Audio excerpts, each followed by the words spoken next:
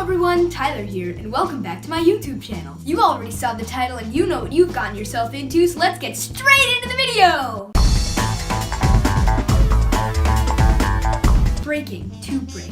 As a noun, an act or instance of breaking, disruption or separation of parts. So basically, putting something in a state where it's no longer functional. For example, this iPhone.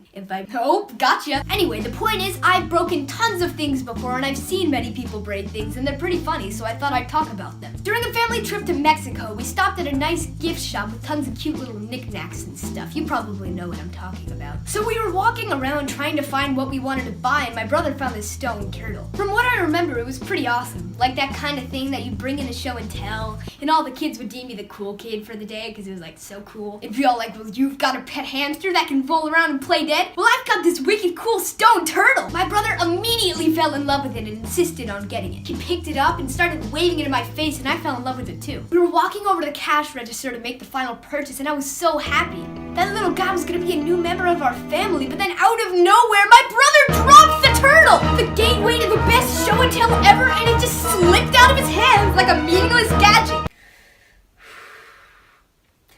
It shattered into a bunch of tiny pieces. It was pretty devastating. Okay, so thinking this next one over, it's pretty stupid, but at the time it was like a crisis. Plus, it gives me some watch time in this video, and that's all that really matters. I swear someone's gonna take that seriously. In second grade, we were working on a project that required glue. Now, I'd already used up both of my glue sticks, so I asked a fellow classmate for one. Being the decent person they were, they gave it to me. Something that you should know for this to make more sense is that when I'm gluing something, I'm really gluing something. Like, I go all out. I cover that piece of paper until it's drowning from the mess of glue. So I might have gotten a little too intense with the gluing. I don't know exactly what I was doing, but long story short, the glue stick snapped. The conversation I had afterwards with the person I borrowed it from was one of the worst ever. Can I get my glue stick back? Change the subject. Change the subject! Look at my slippers. I got them at LL Bean. They were on sale. It was like Black Friday, so it was really, yeah, that's great, but my glue stick. Don't give it. Don't. Yeah. Okay. You fool, now they're gonna ask to have it back! So, can I have it back? Maybe if you walk away quietly enough, they won't notice you're gone. A friend of mine has this really cool room with a lot of collectible items and trinkets and stuff. For the sake of this video, we'll call the friend Shark. Cause he likes sharks. At least I'm pretty sure he likes sharks. Hey, Shark! Do you like sharks? Anyway, whenever I'd go over to Shark's house, I'd look on his desk or his shelf or something and see an object I really liked. So I'd pick it up off the desk or shelf and then start examining or playing with it. I'd then get all amazed over it as if it was like the most awesome thing I'd ever seen. And 9 times out of 10, yup, the item would just fall apart or stop functioning properly. Something about Shark's things just didn't mix well with me. Like I'd simply press a button or something and then boom, it just broke. Like one moment it was an awesome wind-up kangaroo and then the next it was just a bunch of broken wooden pieces on the floor. There's this one time when I went over to his house and he showed me his collection of mini race cars for Boy Scouts. What are those called again? They have a name. Mini race cars for Boy Scouts.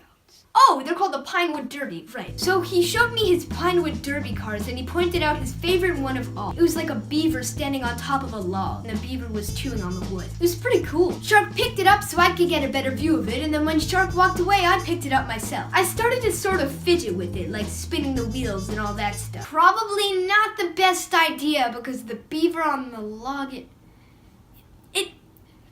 it fell off, okay? The car just became a log with a bite out of it. The beaver was gone. But it was then that a call from the gods shined upon me. The doorbell rang and it was time for me to leave. And you bet I did. I full on dashed out of there. I didn't even say goodbye to Shark. I don't even think he ever found out it was me. Actually, he probably did, saying that the beaver was glued on the next time I was there and he didn't really encourage me to go anywhere near it.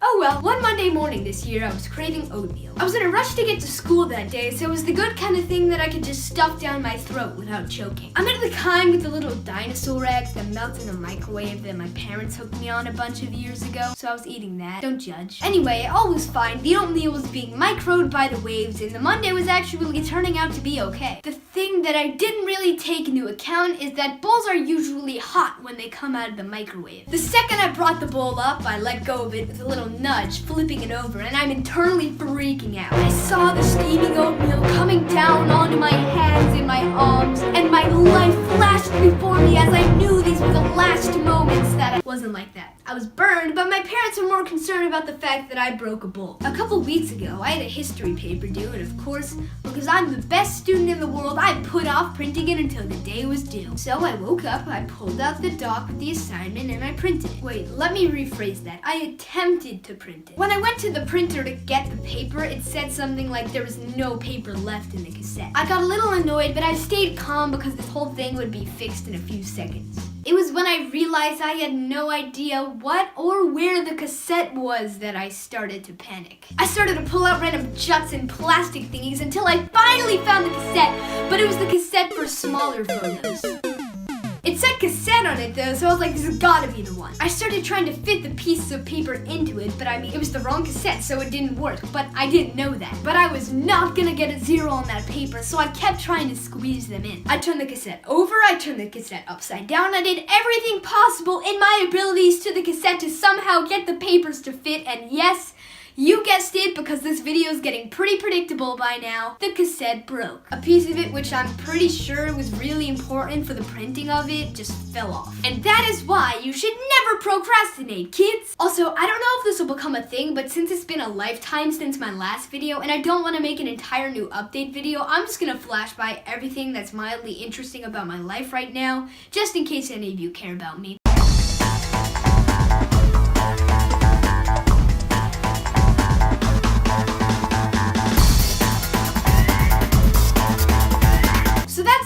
For you guys today. If you enjoyed this video, be sure to like and subscribe. It also helps me not lose the will to upload. It's a win-win! Okay, bye! Miss you already!